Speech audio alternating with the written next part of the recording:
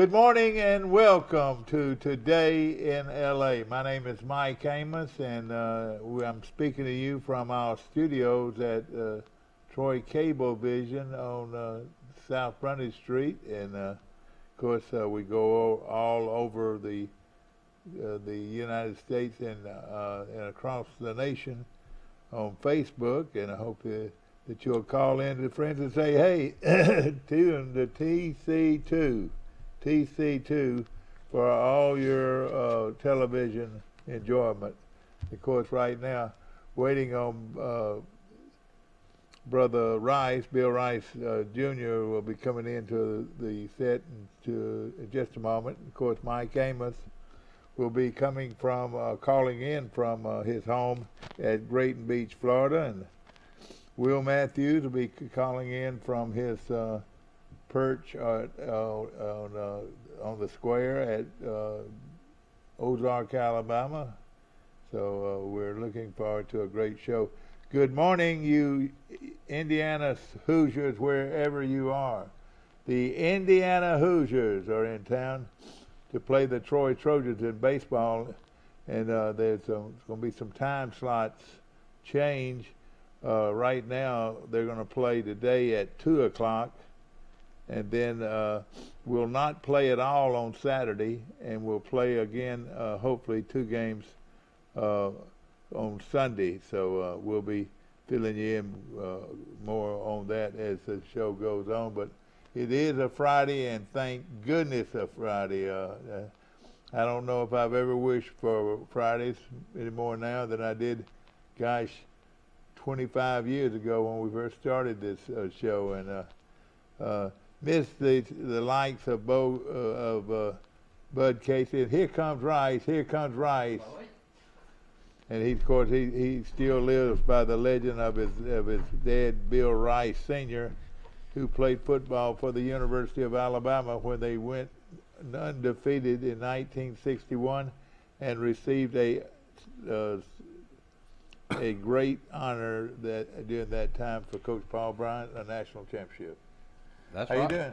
Rice, no, you got a haircut, Rice, or I'm afraid your wife cut your hair. Is that right? Raymond cut my hair. Oh, okay, He did a good. great job. Thank you, Raymond. Well, you So guys, he did it Saturday. You didn't notice on you Monday or Tuesday. girls, listen. I'll prove to you that it's not fake. I got my. We're going to Disney World over spring break, and so I got my Disney World haircut. Well, I tell you what, I've never seen anybody looking more forward to going to Disney World in my life. Hey, are you going for your children or you? Mostly from my children and my wife, but me too. I know I'll have a good time, but. Are you going to go on all the rides with them? None of these tilt-a-whirl type rides are the ones that start spinning, and I have been known to lose my lunch on certain rides. So yeah, well, I will do my research, and if it looks a little nauseating, I will take a pass. Well, let me tell you this. I think about you all the time. Tonight you're going to the rodeo. No, man, I got some complimentary tickets. I got your complimentary tickets. I watched yesterday and got your heard all about complimentary tickets, and I've also got your supper for 2 of you. And those kids will eat free, I'm sure. Thank you so much, Mike. So compliments of of those great people from the Cattlemen's Association. We got the best Cattlemen's Association in Alabama. And Alabama has the best Cattlemen's Association in America. Your kids like the rodeo too, don't they? Yeah, we went last year. It's going to be a lot of fun. You're right. It's going to be a lot of fun. This one's a different type rodeo, though, and it's a ranch rodeo. Yeah, but they say that it's more fun to watch because they said you can't tell what the animal's going to do. You know, he's liable to run across the arena and you can't stop him. It's unscripted. You don't know what's going to happen. That's why we like sports. You know, have you thought about that? That it's unscripted. That's right. Anything can happen. Undefeated, untied. Yeah, exactly right. You got to watch it, and it's authentic drama. Yeah. Of course, you watched from the comforts of your own home yesterday. Was it any different much? Well, first when I was talking to you on the phone, I was on my back deck, and then the family was getting ready, and then I went in my study, and then I watched the little on You TV. mean you have a study? My office. Hey, I'm going to go into my study and take a nap. I did that probably a few times. But Yeah. Alabama, who are they going to play? Do you know yet? Well, Alabama is upset by Vanderbilt last night, didn't Oh, you? no. Not the Vanderbilt. Will's going to call up bragging. Oh, it's embarrassing for Alabama. Has lost its last 3 games, had a 15-point lead, and lost by 6. I don't watch them on TV, but I follow them on the internet. And Alabama was up big in the first half, and even in the second half. And next time I checked, with 2 minutes left in the game, Vanderbilt was up by 3, and then they won by 6. So Alabama obviously collapsed, choked, whatever you want to call it. Well, I think they have won enough games to make it to the tournament, but again, that's not good showing by the Crimson Tide. It's been a very disappointing season. I mean, even the wins over the highly ranked teams. Alabama's lost 13 games this year, and this team was not supposed to lose 13 games. And they lose to Vanderbilt, who I think was next to last or near the bottom of the SEC coming into the tournament. Yeah. So I guess Alabama will still get an NCAA bid, and who knows with this team, that they might surprise us in the tournament, but they might just as easily lose and end this season on a whimper, not a bang. Well, they deserve it if they didn't, because they just haven't played well down the stretch, and I think come tournament time you should be playing your very best. Playing your hardest and your best. Of course, golf is in the picture. Now, does Tiger Woods playing this golf tournament or not? No. I didn't think so. And of course, that's the Players Championships from Pontra Vitra, Florida, right outside of I have been to Pontra Vitra. Jacksonville. Did you know you and I could get in the car and drive to Jacksonville, Florida, in from here about 2.5, 3 hours? I would say about 3 hours, no longer. Let me and, tell you, and walk up there and sit down and watch the golf tournament. It's stadium golf. That's right. And they don't limit the tickets. You're exactly right. Somebody told me there'll be 150,000 people at that tournament. Colin McCrary's there right now. He works for NBC Sports. He's done it for years. He is a spotter, and he has a little headphone in his ear, and he listens to the TV producers, and he follows one group and tells them, Sergio has a 5-iron, or you need to cover this. So what? And I think from reading Colin's Facebook post, he said yesterday that the weather was going to be really bad and expect delays, and that's happened. Yeah. Because a lot of people didn't even get to tee off, and several golfers only played a couple of holes, so they didn't get the full first round in. I was looking at golf, and it's just so ridiculous. Scotty Scheffler has already won $5.2.5 million already on the tour. Hideki Mansur has won $4 million, and Todd Hogue, who I hadn't even heard of, has already won $3,375,000. And then in early March. And number 4 is Taylor Googe, wherever Taylor Googe is, and he'd won $3 million. And Sunglae Korean had won 2.5. The purse for this and tournament. Victor Howland, one of my favorite young players, has already won $3 million, and they haven't even played through March yet. No, the purses are amazing. The total purse for the tournament is $20 million. So among the players who make the cut, which will be about 65 players, they're going to split $20 million 65 ways.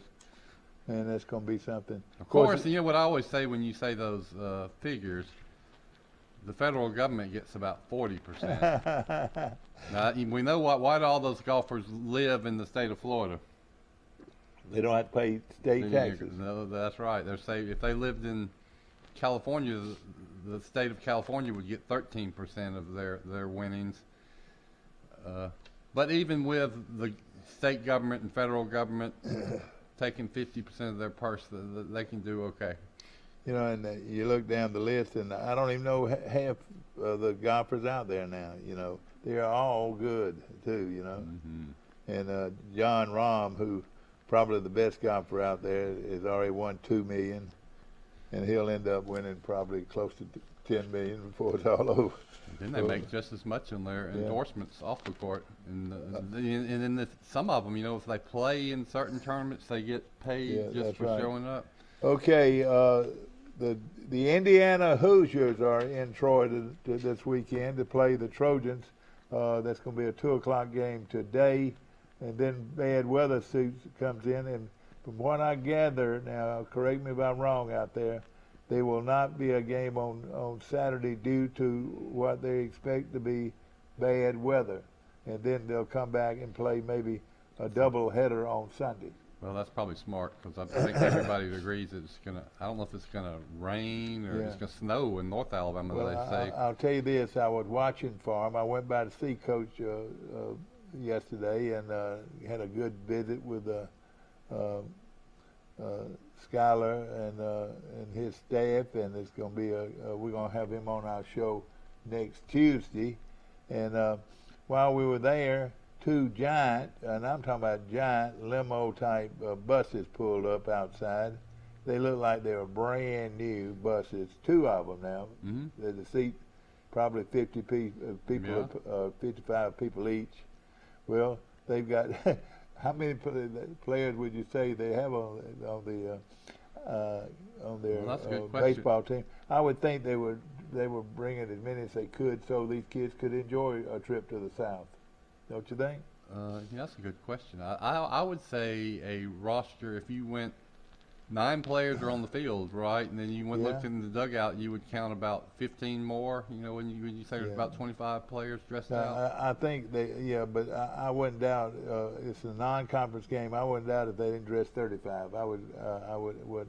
And of course, if you're here, Coach, our telephone number is on your screen at 670-0052. The Indiana Hoosiers. Yeah, here's another way to look at it. Somebody could tell us how many. There's probably rules on how many you can dress. Yeah. But say there's a first and second string player at every position. Yeah. But that's 18 players. And then how many pitchers do you carry on your roster? At least 8? Well, and another thing, again, I'm almost sure it'll be around 35 because, you know, it's non-conference and they want to treat it like a spring training, all right? You know, they got here yesterday. And we know they're going to be here tonight. They're going to be in town on Saturday. I hope they go to Sisters. And they're going to be in town on Sunday.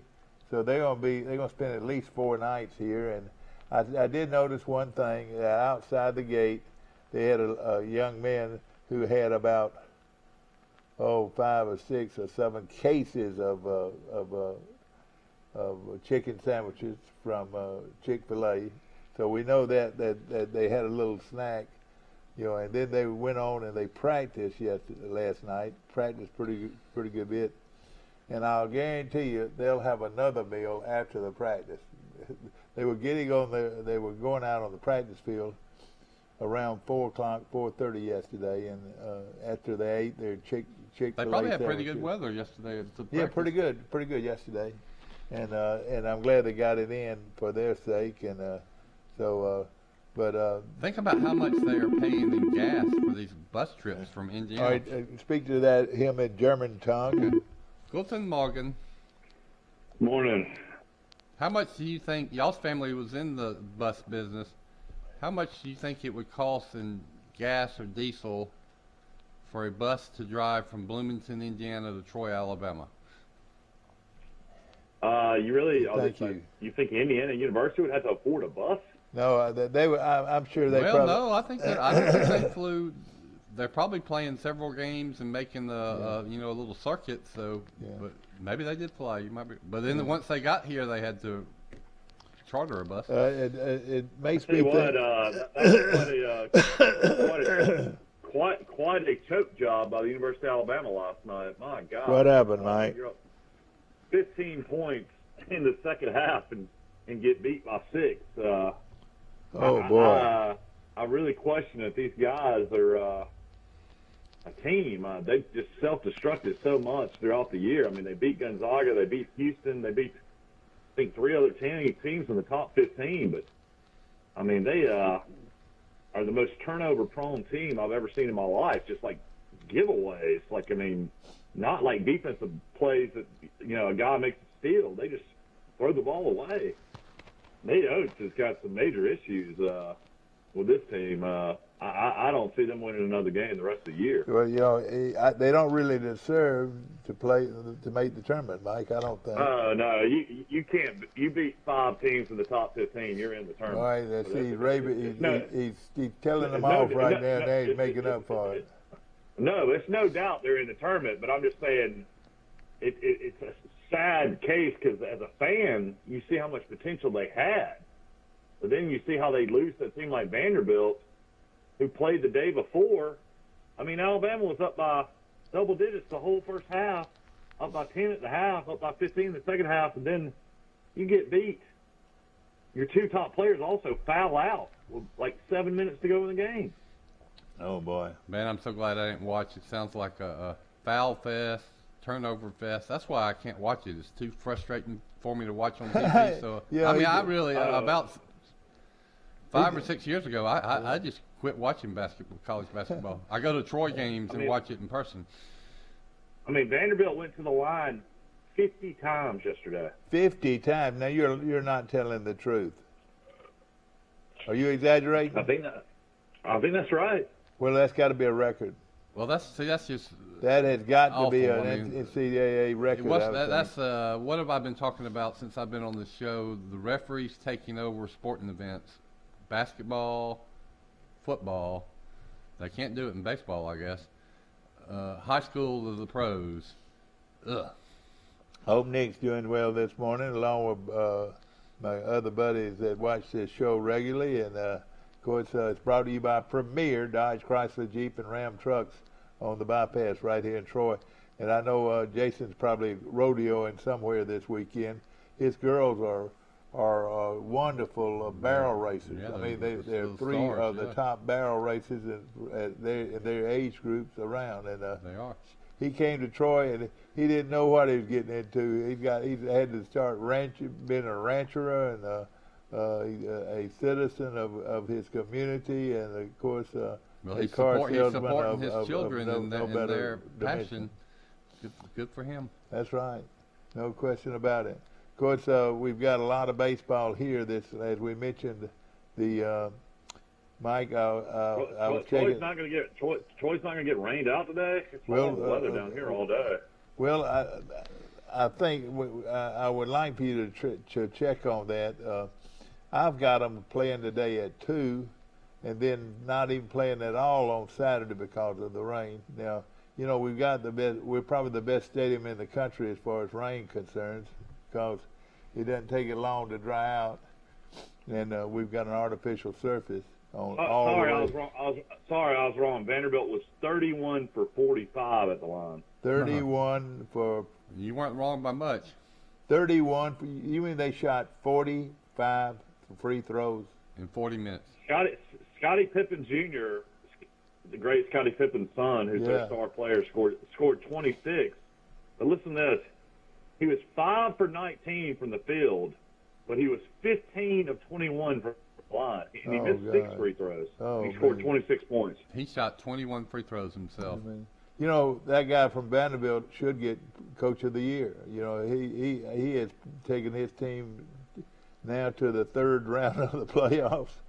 He's 17. They're only 17 and 15. Bruce Pearl should get Coach of the Year. Don't you though think there needs to be a conversation about let's cut this number of fouls in basketball? I mean, let's not blow the whistle so much and stop the game, and have all the games determined by free throw shooting contest. Yeah. How many free throws did Alabama make? Not many. Alabama was. Let me see. They're a horrible free throw shooting team. Alabama was 20 for 34. Oh gosh, shot 34 and 40. Oh, that is ridiculous. Well, they lost by 11 points in the free throws. So they lost by 6 points in the game, and they missed 14 free throws. They was right at, now correct me if I'm wrong, they was right at 79 free throws attempt by both teams. Oh my God! Can you believe that? 79 free throws. How long did that basketball game last? How many Mike? fouls were called in that basketball game? And you know, and to shoot. It lasts until 10:30 at least. Because they had. Yeah, it also makes the games much longer. And what was the final score? 82 to 76. 82 to 72. Alabama, shame on you. 82 to 76. They got beat by 6. Alabama was also atrocious from the three-point line. They were 8 for 34, 23%. And then sometimes they're the best in the country, Mike. That's what I can't understand. I know, but 8 for 34 is insane. Why do you keep on shooting threes? You move in so you'll have at least a chance to make it. Yeah. Live by the three, die by the three. Oh gosh. Well, it's something to see, and of course March Madness. Well, as far as Alabama basketball is concerned, you can just Mike, that's why they call it March Madness. Let's all focus on Auburn. They're much more enjoyable to watch, and they got a chance to win it all. And we found out a lot about. They're playing a red hot Texas A&M team today, though. Texas A&M won at the buzzer against Florida yesterday, and of course beat Alabama by about 20 in Tuscaloosa. They're playing great basketball. Missouri got beat by LSU. Mississippi State was really good yesterday. They beat South Carolina by 22. And then the other game of the day, we already mentioned Vanderbilt beat Alabama 82 to 76. Mike, this weekend is the Jonah McWhorter's baseball tournament out at Pike Liberal Arts, and one of the teams that's going to be playing, Mike, is one of the top programs in the state of Florida is Pensacola Catholic. They're going to play Pensacola Catholic, and it looks like they're going to play them at Pikes Field. You know, they probably played their one game at Troy University all year. Yeah, and so it looks like most of those games, and then they come back out of the Jonah McWhorter's tournament and play, listen to this, South Jones, Mississippi. Now, I was watching that movie last night.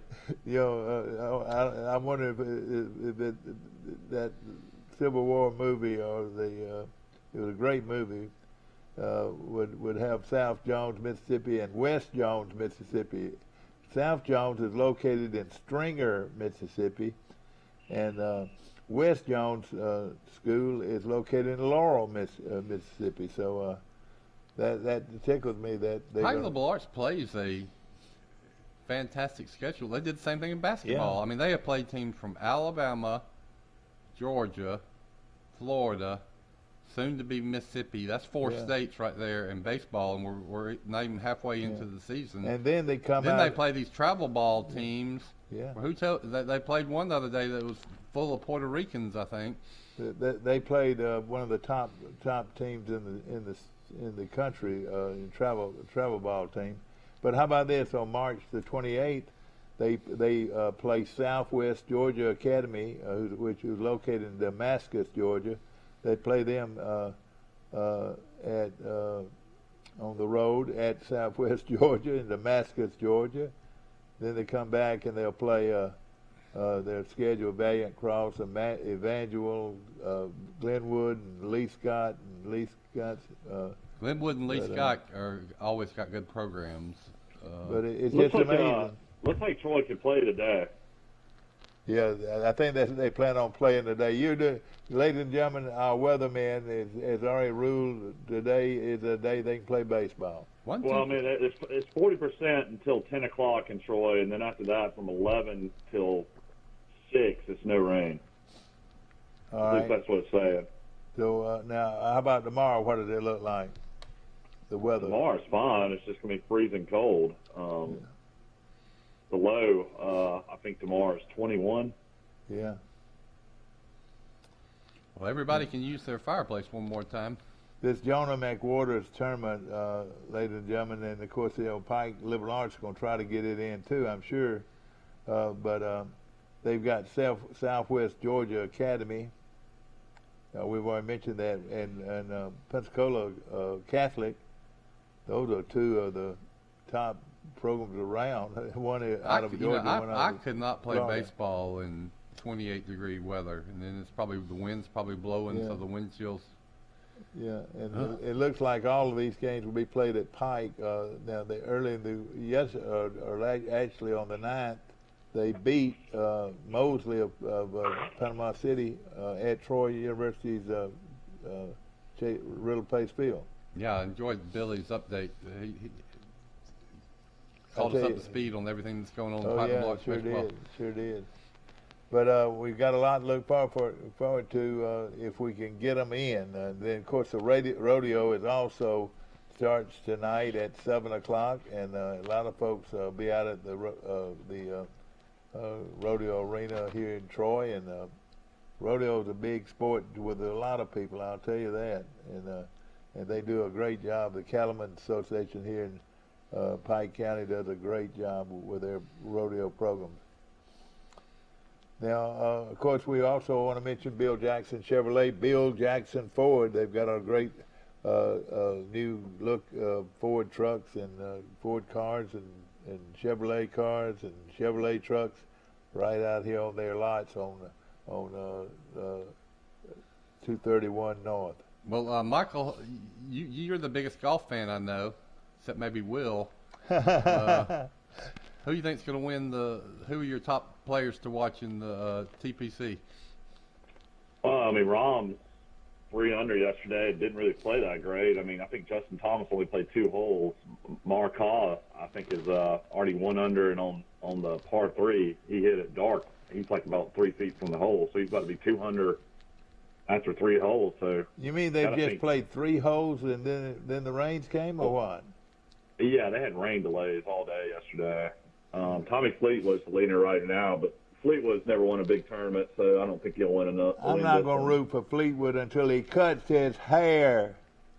That's just way too long, Fleetwood. I mean, my whole thing, though, is, you know, these great golfers, once there's rain and once these conditions are, you know, where the ball is going to hold and not roll off the green. I mean, they ought to be able to shoot extremely low today, I would think. Yes. With all the moisture. I wonder how cold it'll get in Ponte Vedra, Florida. I heard it's going to get to freezing over the weekend. 150,000 people will be there most of the week to watch golf. You know, I have been twice. Come pick me up, Mike. Let's run down there. I've been twice, but I've never been to the golf course. I rode by it, the gates to it.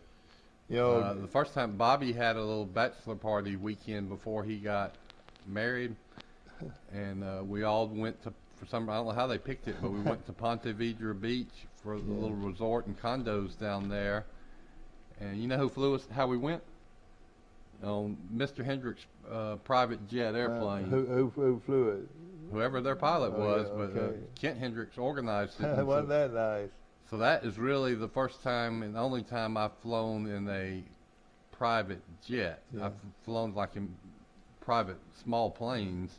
Well, you know, again, we talked about it. It's not but about a 2.5 to 3 hour drive, I would think, from here. Man, it was about an hour flight, and we zipped in. We picked up a friend and at the Eufaula airport, just zipped in, picked him up, and took off again, and had a good time.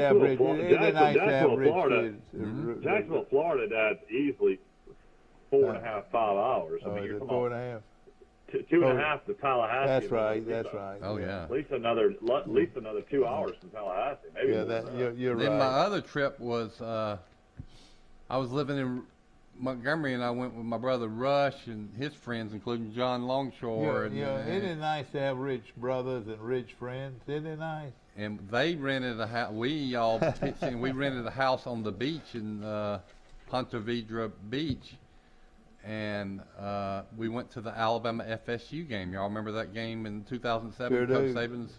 I sure do. And we stayed. We had a little party.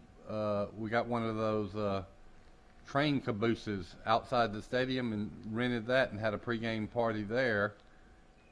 So both of those were fun weekends. Except for that, the final score. It's hard to believe Alabama lost that game. I mean, I know it was Saban's first year, but Bowden was really down at Florida State.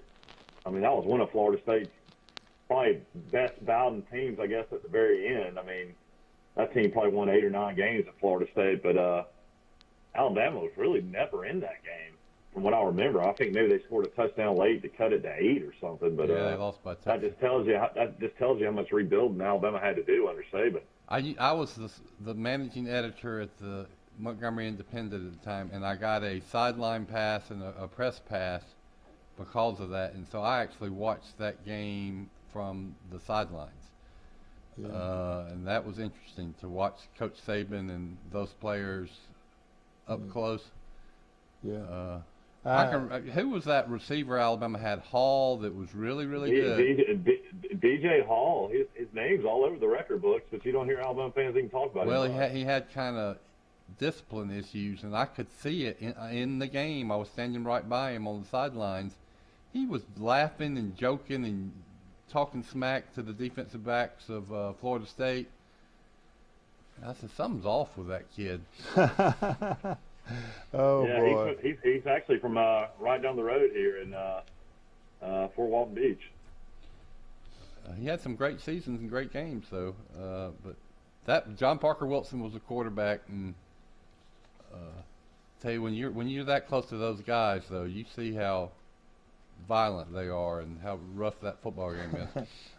Yes, sir, it sure is. You know, John Parker Wilson, Dad and I watched him against Tennessee. I think the last game Tennessee won in the series. Dad and I were up in Knoxville. That's when we met Jimmy Sexton before the game in a tailgate. And then my Uncle Joel and my cousin Chris were there.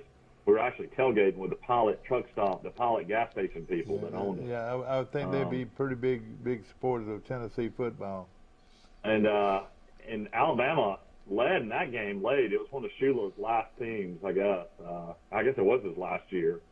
And John Parker Wilson, I mean, he played pretty well in the game, and John Parker Wilson was a pretty good quarterback, especially when Saban had him, I guess, his senior year. But it's just amazing to think that's how many years Alabama has beaten Tennessee. Yeah. What is it, 15, 16 years? That's right. You know, the Shula finally I don't know. I think Shula finally beat Tennessee. He had that one year. You know, Shula started one season 9-0, and I think he beat Tennessee that year. He would have beat Tennessee that year because they were undefeated going into the LSU game. And then, like you say, the next year they should have beat Tennessee. And then the next year, Saban's first year, the big win that year was an impressive victory over Tennessee. Yeah, one year Shula beat Tennessee 6-3. I was at the game. I think Lee Tiffin kicked a couple of field goals, and Alabama defense won the game. But then one time, I think Shula was the coach when Alabama and Tennessee went to 7 overtimes with Clawson was the quarterback. Remember that? Yeah. I think Alabama lost that one. There was. Who would have even thought of Clawson, Mike? If you got that right there in front of you, or you actually came up with that? No, I was at the game. Yeah, Clawson. I remember that game because that was a game that was like some of these the Troy Bowl game against Southern Miss. Alabama had so many chances to put that game away and win it, and they just blew every one of them. That Tennessee loss. Oh yeah. You know, those games. Shula had Alabama 10-0 at one time, and then they lost to LSU and Auburn down the stretch. Yeah, people forget that Alabama was number 2 in the country, competing for a national title, and Shula's next to last year. We're going to take a short break this morning, brought to you by our good friends at Premier Dodge, Chrysler, Jeep, and Ram Trucks on the bypass. They're dealing like no other person. Believe it or not, no other guy can even come close to dealing like they are at Premier. We'll be back. Montgomery, get ready for WWE Saturday Night's main event. The Women of Raw take center stage as big-time Bex, the EST, and the Nightmare collide for the Raw Women's Championship. Plus, I am a revolutionary. I am a visionary. Seth freaking Rollins. It's WWE Saturday Night's main event, April 23rd. Tickets and Superstar Experience packages on sale now. I wish you could taste how much better food tastes when cooked on a Green Mountain grill, but I can let you in on the reason that's true. Our pellets contain water, so they create steam while you cook, keeping your food moist. Does a gas or charcoal grill do that? I think not. Come and see us at Southern Grill and Patio, just off the square in Troy. The all-new Troy Regional Women's Diagnostic Center brings all of the latest and advanced 3D mammography and breast ultrasound services to the Troy area in our all-new outpatient facility. Dr. Lauren Thorington, along with our team of certified breast specialists, read your mammograms, which are performed by our registered radiologic technologists, bringing the best in women's healthcare to the Troy area. Troy Regional Women's Diagnostic Center. Shipping Wars is back and bigger than ever. More work, more money. These shippers have a long road ahead. Who will come out on top? If we can get it there on time, we'll make some good money. Shipping Wars. New episodes Tuesdays at 10. Only on A&E. Or will they just play in the cold weather? Oh, I saw that they play in the cold weather in the major leagues. You'll see games where they play in the snow sometimes. The Jonah McWhirter, this team, though, has two of the top programs in Georgia and Florida. Wow.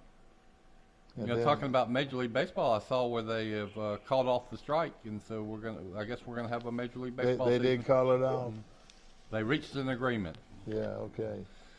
Yeah, they're going to have a universal DH. Wentz has been traded to Washington, Mike. Wentz has been traded to Washington. Is that news? I mean, I felt like it was pretty good. Landon Collins, former Alabama great, they're going to release him of his contract. He was supposed to make like $15 million or something. Who is that? Who is that? Landon Collins, the Alabama safety that played for Washington. Oh God! He had a couple of great like 3 or 4 times. Yeah, he had a great start to his career with the New York Giants. I mean, he was in the running for the defensive MVP of the whole league one season. So he is doing well. Well, he's been so-so to me. Well, I think they're trying to free up some money. It's hard to figure out the pros and all their politics. We got our tankless hot water heater put in yesterday. Do you like that? Yeah. Tankless. Have you ever heard of a tankless hot water machine? Back to our show. Have you ever heard of a tankless hot water? Have you? I think I've heard the term, but I don't know what the world is. It's a tankless hot water heater. Yeah, tankless. So that means that you don't have the tank. Is that right? Minus the tank? That's right. Instead of having the tank in the closet downstairs, it's outside of our house. Attached to the okay, I got you. Well, is it cold down there? The guy asked me yesterday, "Do I like a hot shower?" And I said, "I definitely do." What did he say?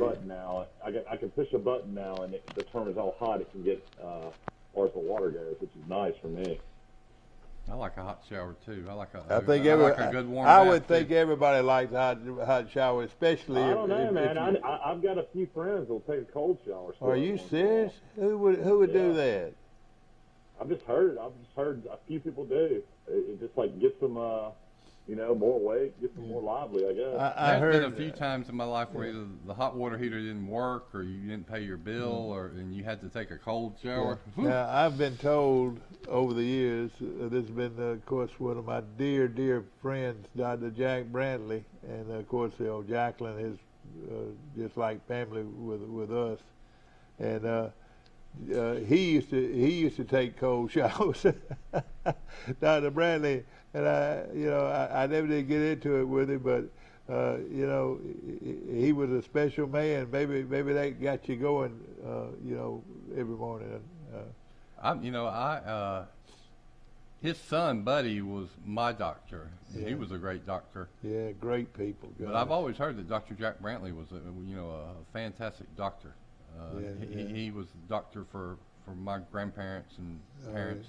And he's just a kind person, just a wonderful person, Dr. Jack Brantley.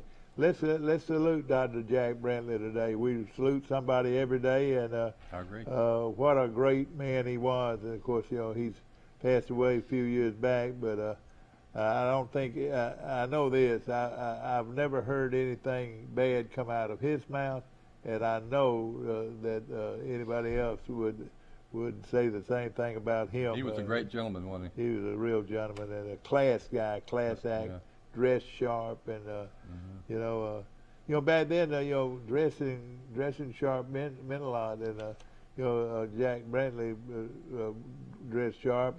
You know, I've made a post that got a decent amount of feedback on Facebook about inflation, and I've written an article saying one way you got to deal with inflation, rising prices, you got to come up with workarounds.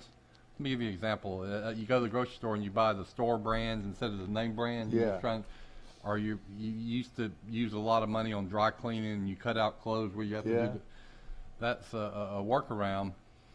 But then I thought about another workaround that I found in my research is the clothes you wear to work. Once upon a time, many people wore a suit to work. It wasn't just bankers. And then at some point it went to business casual and now casual, and now you see very few people that wear a suit. But what that does is that saves families a lot of money. Sure does. Sure does. Having them starched, having your shirt starched, and you'll be surprised the difference in the cost of having your shirt starched and just washed, you know. Oh, and when I was in college, it was, you know, in the Greek system. Yeah. You wore an Oxford cloth. You wore khakis and a 100% cotton. You had to. I mean, you were hazed or ridiculed if you didn't have a 100% cotton. Yeah, if you wore polyester shirt, that was a terrible faux pas. And it was usually yellow, white, or light blue or white. You know. And you got it with heavy starch or medium starch, and you got those.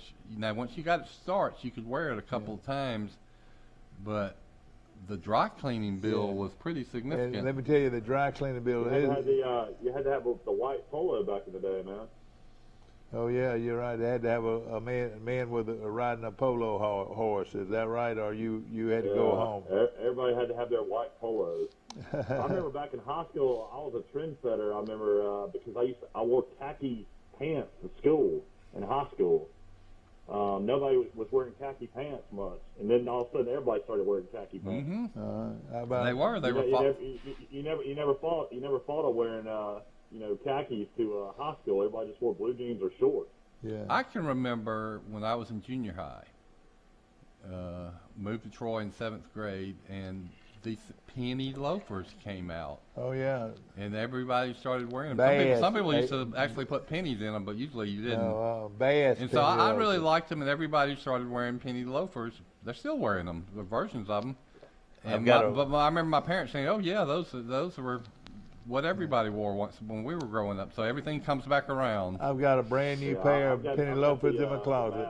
The Bass Weegens is what I've worn. Yeah, the Bass Weegens, that's right. They're timeless, aren't they? I mean, you can. And of course, it's been around a long time. You know, I noticed how Chancellor, he wears the penny loafers quite. I mean, not the penny loafers, but the Bass loafers, the Oxford cloth. I mean, the Oxford color penny.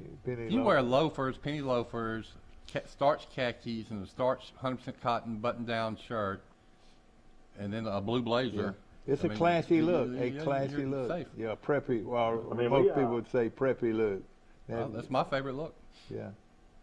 I used to wear a lot of blazers, my wife tells me, when we first started dating. And I used to love that look, a blazer and blue jeans look. But you can't catch me in a blazer anymore. I don't know. That sure wouldn't be my case, would it? Nope. Your daddy wears a blazer almost every day. But down here, when you go to church, I could say I don't think I've ever seen anybody in a suit. Really? That's another good thing. Is I go to the First Methodist Church, which is kind of a conservative old Troy church, and once upon a time, everybody at that church service would be wearing a suit or a coat and tie. Yeah. And now you don't see anybody in a coat and tie. Now you see some people that'll wear a blazer or a sport coat. Yeah, that's right. I'll tell you what, you'll see Sheryl Crow in some penny loafers, and also he'll wear he will wear that sport coat, but even I bet Mr. Crow sometimes doesn't wear a coat. Well, he might not, but he's usually a sharp dresser. He'll have nice clothes on. Yeah. You know, I can remember guys over the years, you know, that were real sharp dressers, and you know, I can name a lot of them to you right here in Troy. A lot of them lived in your neighborhood too, you know, and it, you know, it's just tradition. A lot of it is tradition, and yeah, I can remember my Hickey and KK grandparents. They KK sent out her laundry every week to somewhere in Troy. And they washed the clothes and folded it in the sheets and delivered it back to her. They picked it up and did whatever they did with it, and came back, and it was folded and with little pieces of brown paper, like paper bags. William Davis told me that one of the benefits of being of his son being president of the fraternity, I want to say that's the case, was that he was in charge of the laundry. And he made a little money taking care of everybody's laundry. I can vouch for that. But the laundry came to the house, and I reckon he made sure that your laundry was attached to your door and all that. Well, he was. But Mark, it was a big. It was an honor. Mark had a more important job than that. He wasn't the president. He was the Rush chairman. Okay. So you've heard that Mark Tyson, Coach Bryant's grandson, was a Sigma Nu. Yeah. Mark Davis recruited him. It was like recruiting. I mean, all these sharp kids from Montgomery and Mountain Brook, you had to recruit them all year, and Mark was in charge of that.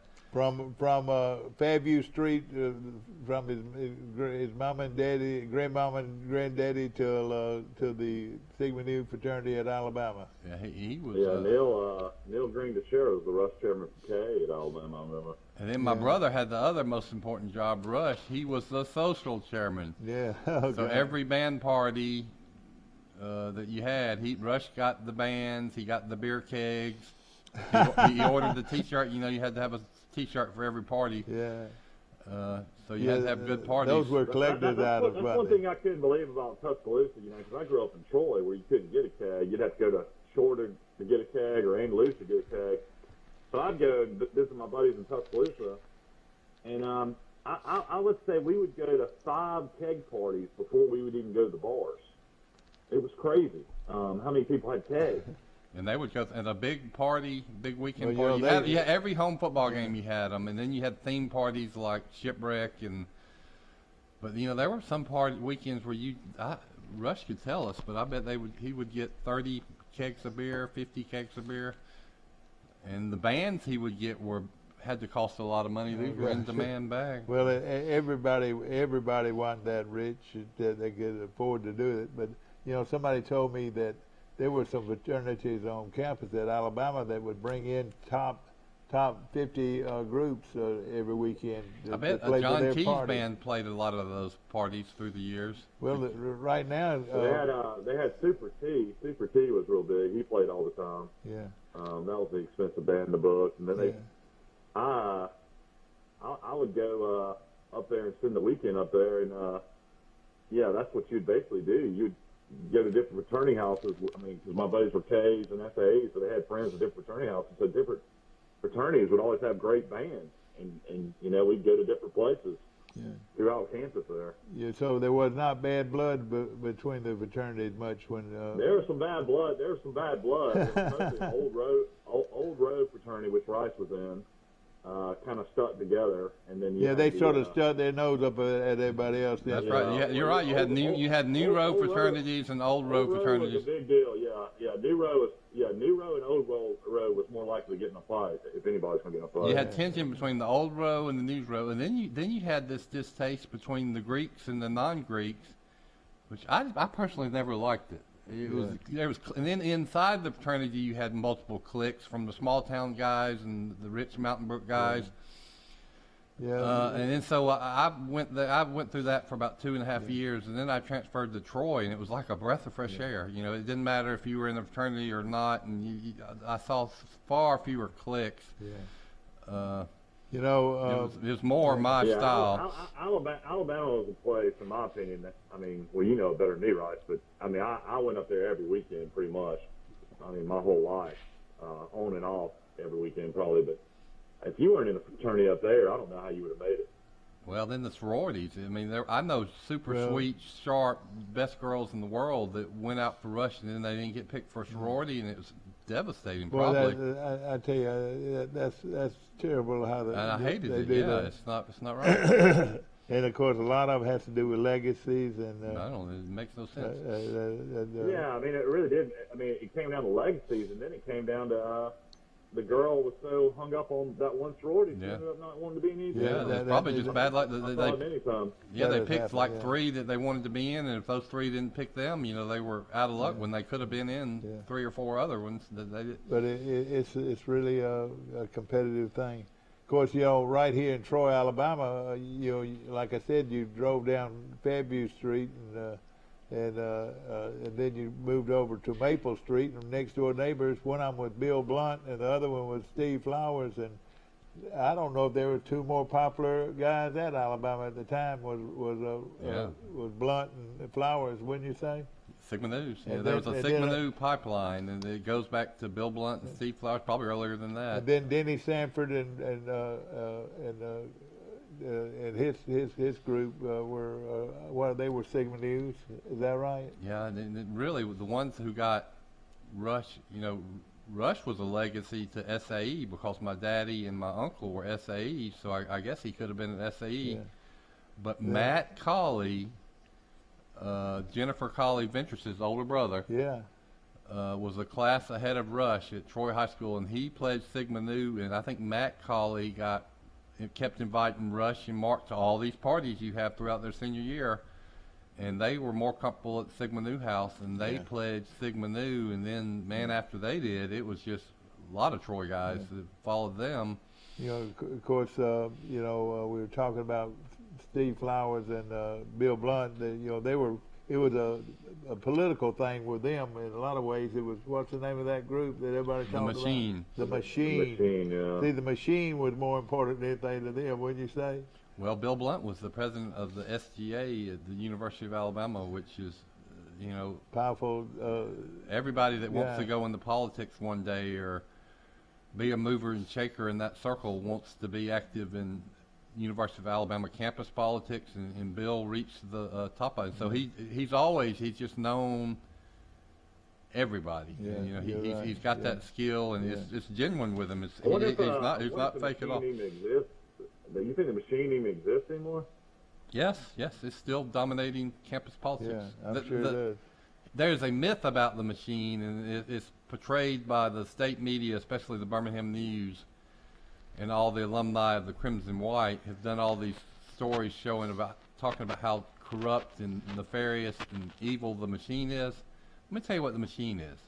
It's a simple block voting organization, no different than the AEA or Joe Reed's organizations. What the Machine does is they nominate a candidate, and then they tell all the fraternities that are in the Machine, this is our candidates. We're all going to block vote for this candidate. So because all the 25 Greek organizations, most of their members go and vote for these people, they win every election because they're voting. But the number of Greeks who are voting are dwarfed by the number of people who aren't in the fraternity. They just don't turn out and vote. Okay, well, of course. You got Auburn. Auburn Tigers are a 9.5-point favorite.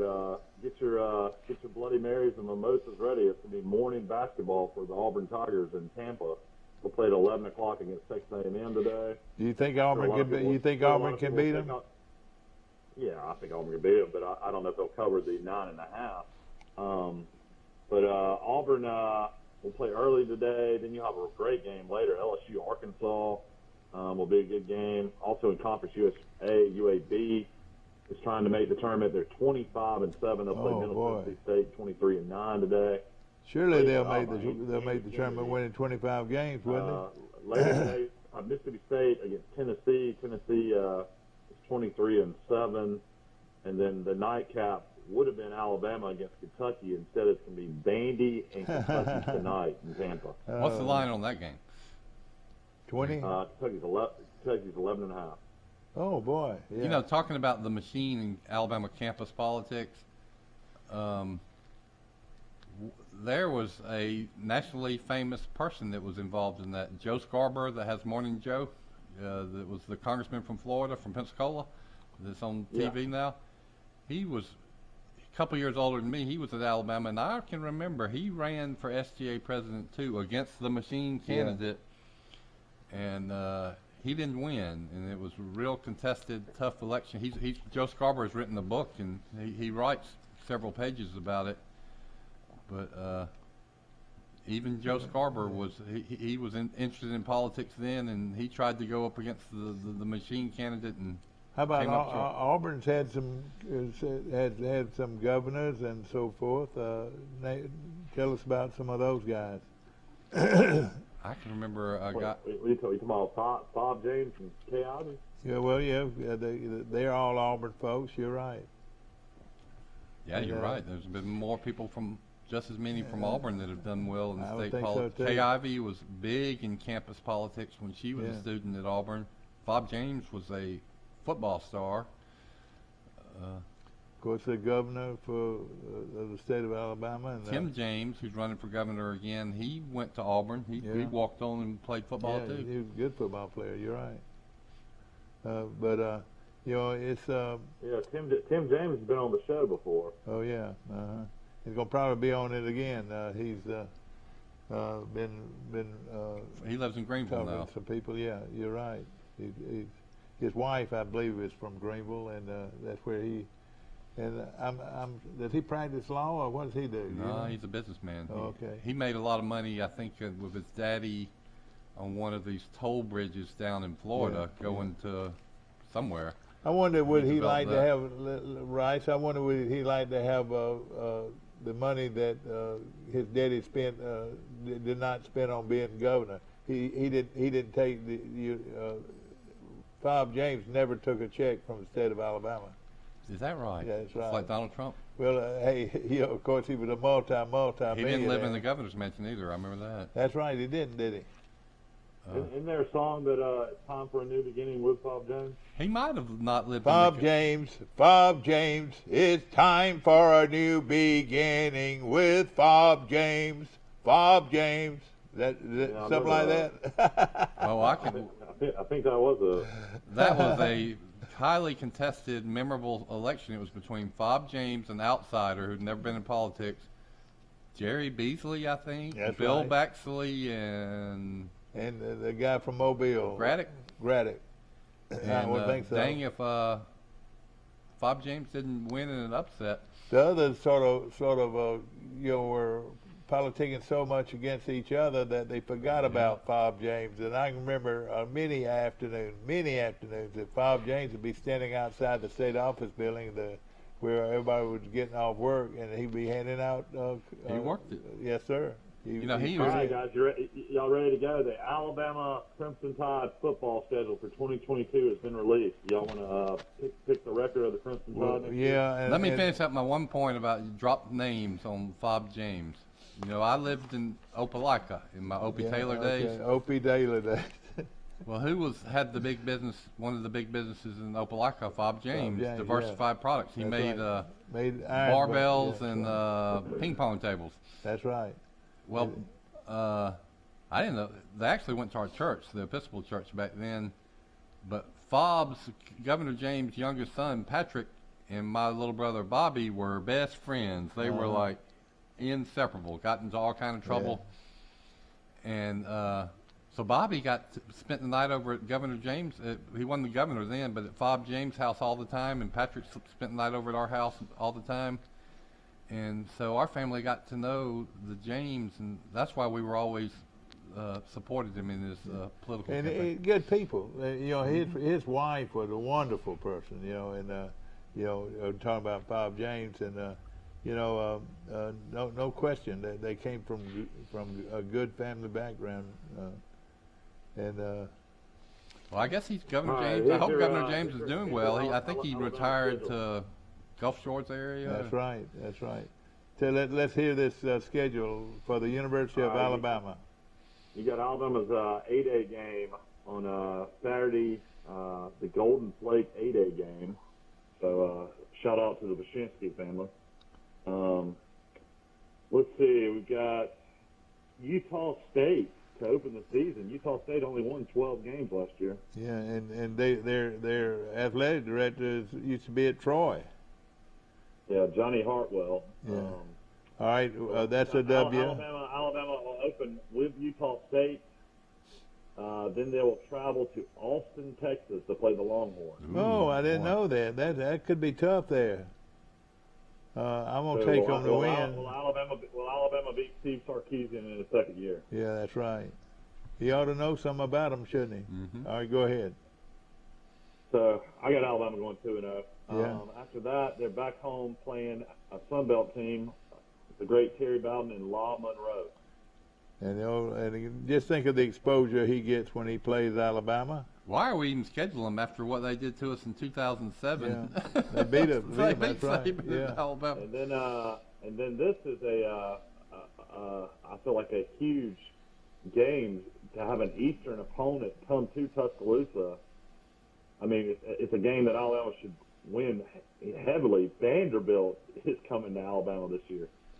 Yeah, get revenge on that basketball loss. So this is your start right now. Utah State at Texas, La Monroe at home, Vanderbilt at home.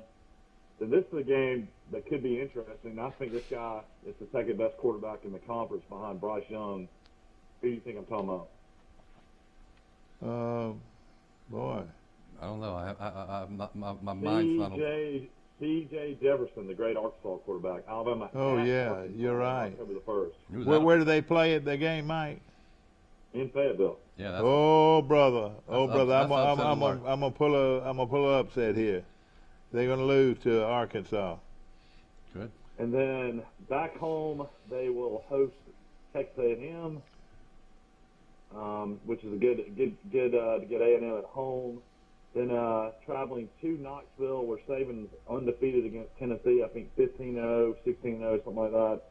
At Tennessee on October 15th. At Tennessee could be a toughie. Tennessee was the surprise team of the SEC as far You're as I'm right, they concerned. could, but I'm going to say Alabama's going to win, but, man, that's going to be a tough one there. And then a really, really tough finish to the season. You got Mississippi State at home. Then you're at LSU on November the 5th. Of course, you have the off week in between. That's usually when I try to make my Vegas trip. And then after at LSU on November 5th, then you're at Ole Miss on November the 12th. You got Let's Go P at home, Austin P on the 19th. Oh man, Austin P and La Monroe. Okay, I got you. And then you finish the season at home against Auburn. Will Brian Hartson still be the coach? You know, Austin P at 1AA, I think, Mike. They are. Yeah, that's a 1AA Alabama playing. So I could see Alabama possibly losing at Arkansas. I could see them possibly losing at LSU, especially with Jalen Daniels, the Arizona State transfer at quarterback. I think those are going to be Alabama's two toughest games. Saban rarely goes undefeated. I think Alabama goes 11-1 though. Yeah. At worst. I'm going to say they're going to lose at Arkansas.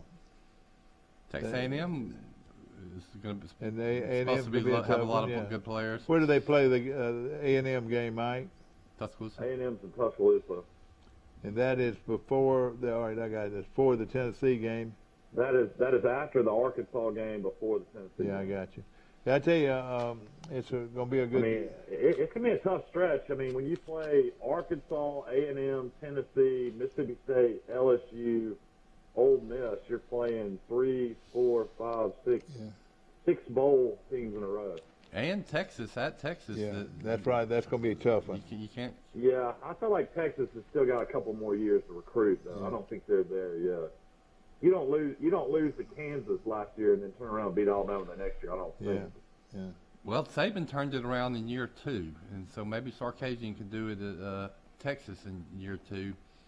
With all that talent and tradition, you can't put that in the win column. No question about it. I mean, I say so much. Though, it's probably a lot tougher than people think. I don't think Alabama fans out there realize Utah State won 12 games, but they sure did. Yeah. I read the AL.com story that the writer projected the depth chart of all the different positions at Alabama. That was interesting. Because Alabama's going to have a lot of young players that we really haven't heard much from having to play. Alabama defensive end, outside linebacker is going to be maybe the best they've ever been with Turner and Anderson. And then you throw in the probably the best top defensive player in the country, that Alexander guy out of Thompson High School. He's going to probably play right away. What do you mean? He's a freshman? Yeah, he's a monster. Yeah, he looks like he's the real deal. He didn't play last year. He was playing in high school last year. He was playing in high school. Tell me about this kid, Mike. He was the number one where prospect. Am I been sitting? Well, Rice has talked about him several times. Well, he's one of the few players that I've watched his recruiting tapes. Well, tell me about it. Well, you watch it for about 3 minutes and you say, yeah, he's the real deal. He just what great player does he remind you of? Lawrence Taylor. Lawrence Taylor. And how about the great one at Alabama? Derek Thomas. Derek Thomas, yeah. Or the guy, the number 31 for Alabama this year. He's right in that mold. Cornelius Bennett, somebody like that. This kid is right out of high school and will play for the Crimson Tide next year. I would be stunned if he doesn't play, unless he has. And his name again? It's Alexander's his last name. I'm trying to think of his first name. But saying that, he is playing in front of two guys. One of them might be one of the best defensive players Alabama's ever had, Anderson. And then that freshman that came on last year, he's going to be a big-time player. I'll tell you what, the Alabama had a really good outside linebacker that entered the transfer portal, Sanders. He was a good, very good player, but he effectively got beat out by this freshman. So he decided that he wasn't going to sit behind that guy, and he went to Arkansas, I think. Is this Alexander kid? Is he already at Alabama, or did I think he is. I think he graduated early. I think he's already he got out early, so. Probably all right, here's your Auburn Tiger football schedule. All right, here we go. All the SEC games have now been released as well. Auburn, if you're an Auburn fan, you might want to not have any plans from September to October 1st because Auburn plays at 5 home. Straight home games. Oh, me. Wow. Boy, that's going to be, as far as the fan goes, they're going to have a ball with that, okay? So Auburn will open the season against the Mercer Bears. Dad towards campus. We are Mercer. Bum, bum, bum, bum, bum. We are Mercer. Is that a 1AA school? Dad and I have actually been to this stadium in San Jose, California. Auburn will play San Jose State in Auburn. That's the first two games, San Jose State and Mercer? Yeah, it's pretty awful. And then Auburn will host Penn State, who they lost to last year. We are Penn State. Mark that one in. And then Auburn will have Missouri at home. Missouri made it to a bowl, even though they lost to Army, I think. Then Auburn will catch LSU after that at home. Then Auburn finally will hit the road, but they'll hit the road against a really good team. They'll go to Georgia on October the 8th. All right, Georgia on October the 8th. So they moved that game. Remember that game? And those other games are all home games. Yeah. So then Auburn, after Georgia, will hit the road at Ole Miss. So that'll be back-to-back tough games. Okay. And then after that, they'll be at home against Arkansas on October the 29th. Yeah, boy, that's a great opportunity against Arkansas. Okay. Arkansas at home at Mississippi State on November the 5th. Hosting Texas A&M on November the 12th. Then they'll have Western Kentucky, who's not a bad team, coming into Auburn on November 19th, and then they'll finish the season at Alabama. Okay. Doesn't Troy play Western Kentucky? They do. Yeah, they do. Yeah. So I'll say Auburn right now. Looking at that schedule, I'll say at best 8-4, probably 7-5. All right, I'll tell you right now, Penn State's going to get their brains beat out when they come to Auburn. They're going to get their brains beat out. Okay. So they'll win the first. Well, LSU's going to be a tough one. They play them at home, though. Is that right? They'll beat Missouri at home. They'll beat Missouri at home. Auburn will be 4-0, if what you're saying. Yeah, and then, of course, LSU's going to be a toss-up. I don't know what kind of team they've got. But Then Georgia, of course, probably will win the game at Georgia. Then Arkansas at home. That's catching Arkansas in a good at home. So that's. I've got them, Mike. I've got them going. Where they're going to play A&M? Where they play Texas A&M? He might, dropped off. Yeah, dropped off to take care of one of his kids. That'll be wherever they play Texas A&M, that'll be a tall order. Yeah. Texas A&M will be favored. And then Alabama. Those 3 games, I'm thinking Auburn will be 9-2 or 8-4 or 8. Wait a minute, 10-2 Wow. or 9-3. If Auburn can go 10-2, there's going to be a parade. That's right. Downtown Auburn. I believe they're going to be pretty good. they got they've lost a ton of players. Yeah. You back? Yeah, sorry, I got so excited talking about Auburn, I hung up on myself. Well, your dad has just made headlines by saying Auburn could go 10-2 or 9-3. I think that's glass half full. Auburn coming off 6-7 and six straight losses. Well, I'll tell you this. I think LSU will beat Auburn, but Auburn will win the first 5, and then they got to go to Georgia. They'll lose that one, so they'll be 4-2 at that time, and then beat Arkansas at home, beat Mississippi State at I don't know where they're playing, but A&M. I've got them going 10-2 or 9-3, Mike. I would say that. Yeah, I got them losing to Georgia, Ole Miss, Texas A&M, and Alabama for sure. Those are 4 games I think they'll lose. Why do you think Ole Miss is going to beat anybody? Well, I feel like Jackson Dart was a 5-star prospect and pretty good quarterback at USC, and I don't know if you realize that Kiffin's brought in like about 10 transfers, pretty good transfers too. Yeah. So I think Ole Miss will be pretty good by then. He's really taking advantage of the portal, and that's a good example of this schedule here. But all right, well, I'm saying 9-3. I'm not saying it couldn't happen. Yeah. I think at best 8-4, probably more realistic 7-5. Yeah. Well, they play Alabama at Alabama, and you never can tell. Alabama. People might have caught on to Alabama a little bit. Mm-hmm. Well, the whole thing with Auburn is Tank Bigsby is coming back. Hunter, who had a really good freshman year, is coming back. Quarterback play should be a little bit better. Will be I think the guy from Oregon coming in, the former Hoover quarterback from Oregon coming in, Zach Gonzalez, the guy from Texas A&M that beat Alabama coming in. I think either one of those guys is going to be the starting quarterback. Well, who's going to be the quarterback? I think it'll be the Texas A&M transfer. How about the guy they had last year? He's not a winning quarterback. Oh, is he? So the quarterback they had last year, y'all not even thinking about him? Well, no, I think he's got a chance to compete. It'll be interesting this spring to see the competition. TJ Finley can't throw the ball well enough to win an SEC. Yeah. He's got a strong So arm. tell me who Auburn has at quarterback. Tell me about him. They got an Ashford kid that transferred, I want to say out of Oregon, that was out there playing with Cristobal. He transferred into Auburn at quarterback. Did he start at Oregon? Mm-hmm. Did this kid start? No, he was a backup at Oregon. Okay. He'll be a backup at Auburn. All right. Now who's somebody else? Zach Gonzalez, I think is his last name. He's from Georgia originally, so he's getting closer to home actually going to Auburn. And, I think he'll probably be the starter too. Who is this?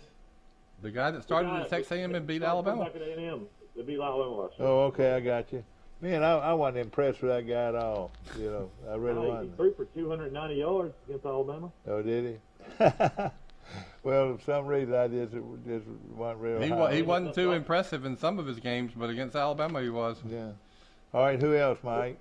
Then TJ Finley's still there, and then I guess maybe they got a freshman, but that's your quarterback. Yeah. Whatever happened to this outstanding young quarterback that Auburn has? That they haven't tried yet. You know what I'm talking about?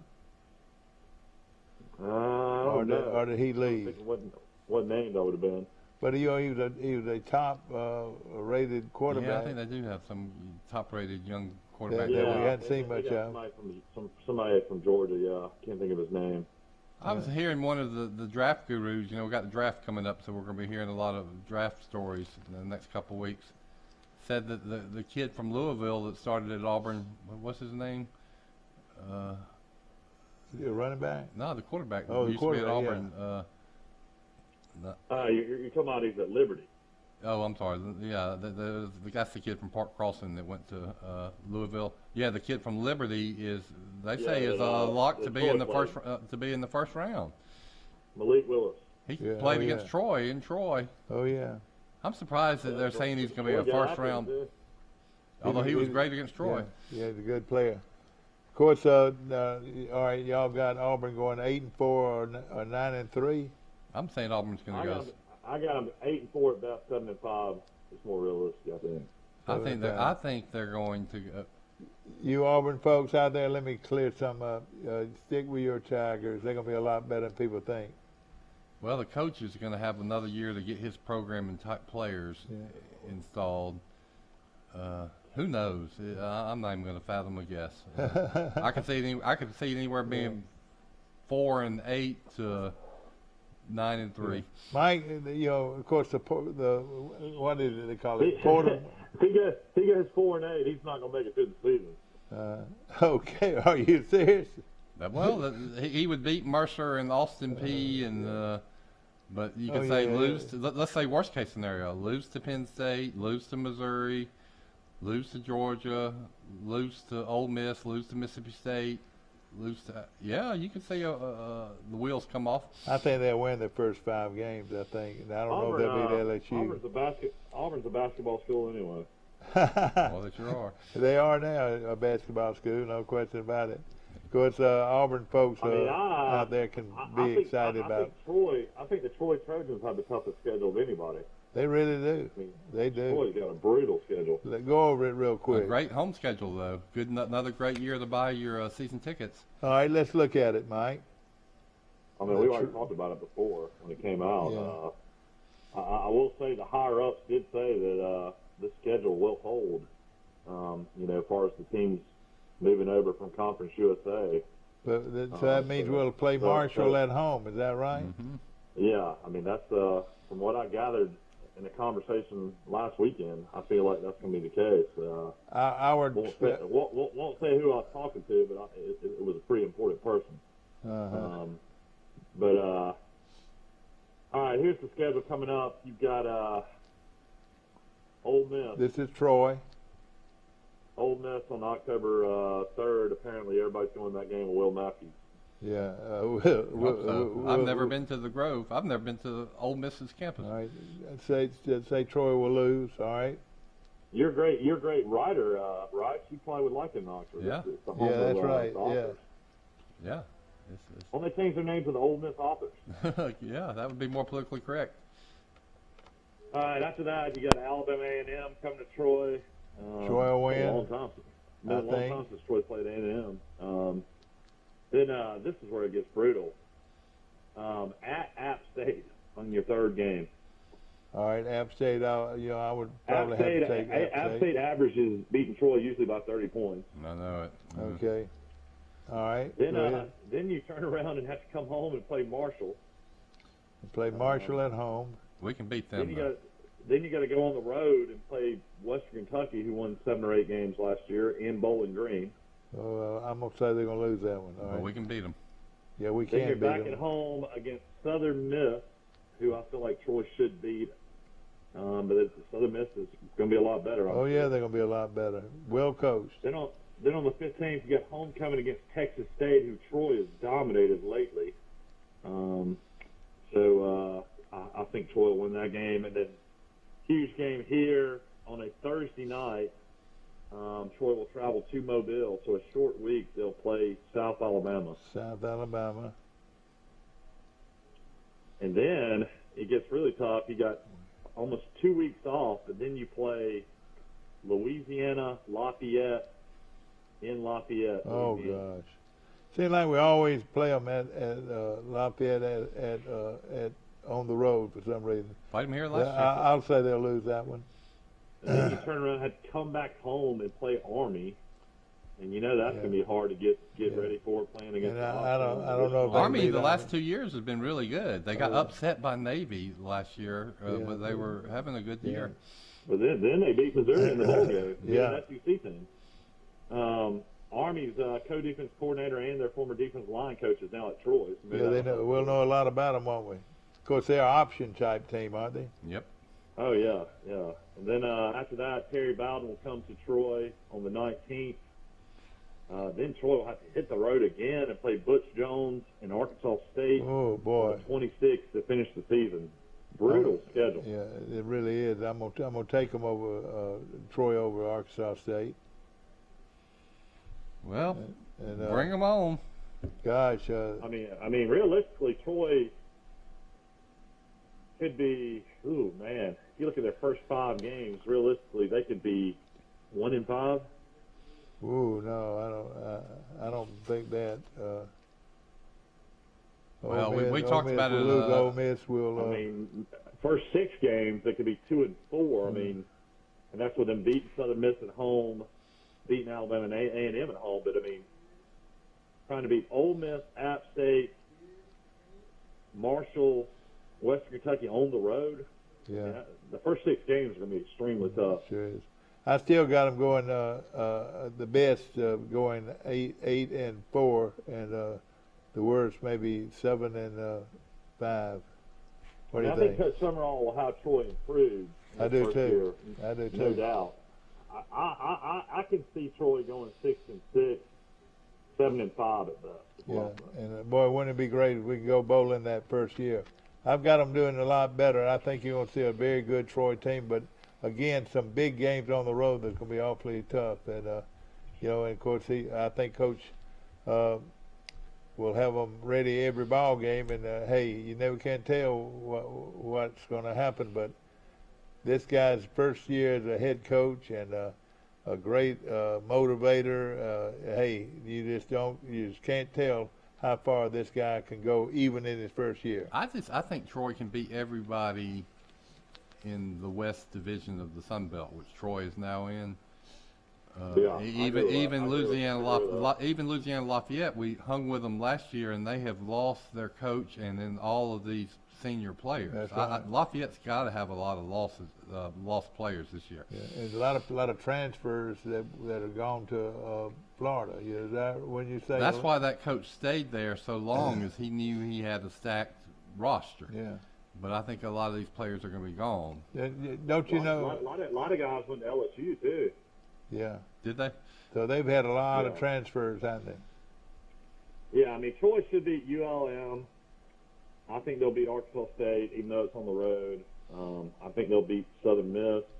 I do, yeah. I think they'll beat Texas State. So that's 4 wins. Beat A&M. You got them. They'll beat Alabama A&M. So that's 5 wins. So then you just got to find a way to win another game to get to 6-6. And I think I do too. I think Troy probably will beat South Alabama or Army. They'll beat one of the two. Well, it's going to be a real challenge. It's going to be a real challenge. Yeah, I think Troy at home could beat Army. Yeah. Well, I think Troy could beat Marshall. Well, then, and of course that's going to be on Veterans Day. Can you believe that? And that's going to be a super game. That game's going to be highlighted across the country. Your cousin Chris Amos. I tell you what, this is the time to buy tickets to Troy football. Yeah. Chris Amos said that Troy Army might be a sellout. Yeah, exactly. All right. One of the games that I left out was Monroe. We're going to get revenge on those guys. Yeah, well, yeah, we are, no question. But Marshall. App State trip will be very interesting. The third game of the year. Yeah. You'll know a lot about Troy. Yeah. And of course, Marshall right after that, and Marshall. Hey, last time we played Marshall, we tore down the goalpost. That's how big a game it was. Mm-hmm. I don't think Marshall has grown since that much, but they'll be good. But I can remember so well. We tore down the goalpost. Hadn't it been Marshall versus UAB in the Conference USA in the last couple of years for the? Yeah, it has. Yeah. UAB, that conference is not near as strong as the Sun Belt. I think Sun Belt's a lot stronger. What do you think, Mike? Well, I mean, the only teams they're going to keep are pretty much Middle Tennessee, Western Kentucky, I think Florida International, La Tech, and then everybody else is going to be new, I think. Yeah. Who have they added other than Jacksonville? Maybe UTEP is staying. They're losing way more than they're adding. Yeah, I got you. This league is struggling to survive. Yeah. And that what you say your source says that these games are a given of these former Conference USA teams. But man, if those teams do leave this year to come to the Sun Belt, that just puts Conference USA in a huge bind.